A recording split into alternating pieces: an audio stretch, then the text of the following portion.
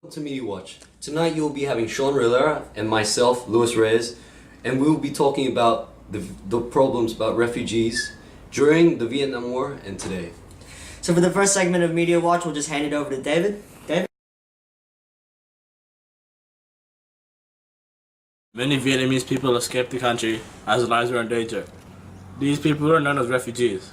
According to the Oxford Dictionary, the term refugee means a person who is forced to leave the country in order to escape war, persecution, or natural disaster. Thousands of Vietnamese refugees fled their war-torn country in hope to start new lives, away from bullets and explosions. During the 1970s, immigrants were allowed to enter Australia, but today the queue to enter the country has increased.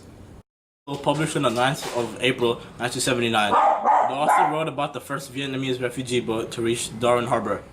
It was spotted by a Navy aircraft northwest from Darwin. The former Minister of Immigration, Michael McKellar, said that the refugees should stop attempting to travel to Australia as the journey is extremely dangerous and life-threatening. To Shawn and Lewis. Interesting, David. We'll be back shortly after a short message from our sponsors to read us.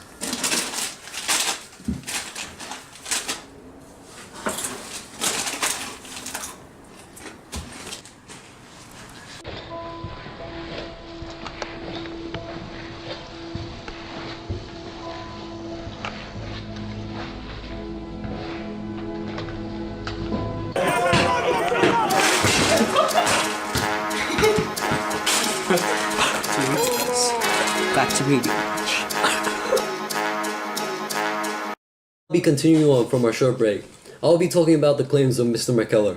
It is true, since refugees are still facing threats and starvation due to their motive to survive and come to our country. Though it is truly inevitable for their choices to come to this country, since their native citizenship is either low or either in danger.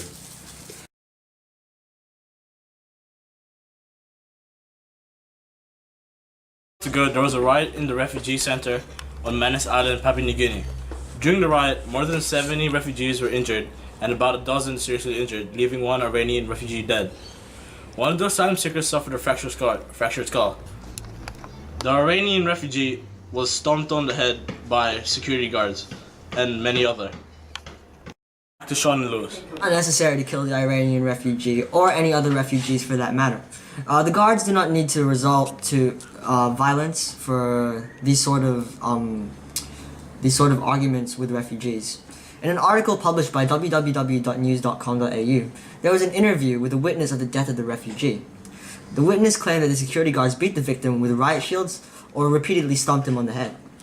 Those who are responsible should be dealt with by the Australian government and the Iranian government, as they are asylum seekers. Another witness said that the guards allegedly attacked civilians to grab weapons and attack. We're going to get our final report from the Refugees can make a change to Australia and can have benefits. In an article written by The Australian, a report on a Vietnamese refugee named Vincent Long Van Nguyen who arrived in Australia in 1981 along with his family. They fled Vietnam due to the conflict in Saigon. Mr. Nguyen is now at the age of 53, but was 49 at the time the article was published. He is the first Vietnamese-born bishop in Australia. Bishop Nguyen was a priest before he became bishop, and it is said he helped many Vietnamese people convert to Catholicism. And back to Lewis. Bishop Nguyen's colleague, Archbishop Hart, said, "They are people who have suffered, people who value freedom, and people who have faith," referring to Bishop Nguyen and his family. I agree, as refugees in their country suffer persecution, but if they seek asylum in another country, they are free from it.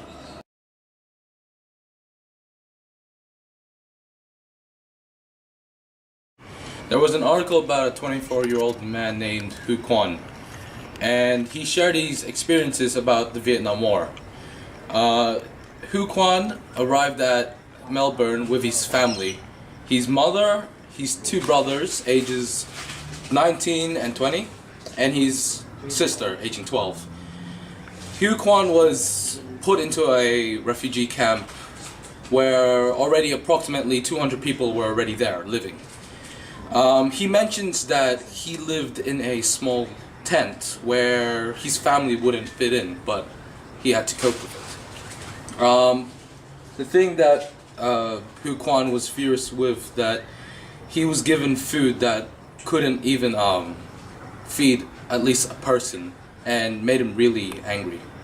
Hu Quan felt paranoid and mentally sick, and he felt paranoid about the metal fences around them.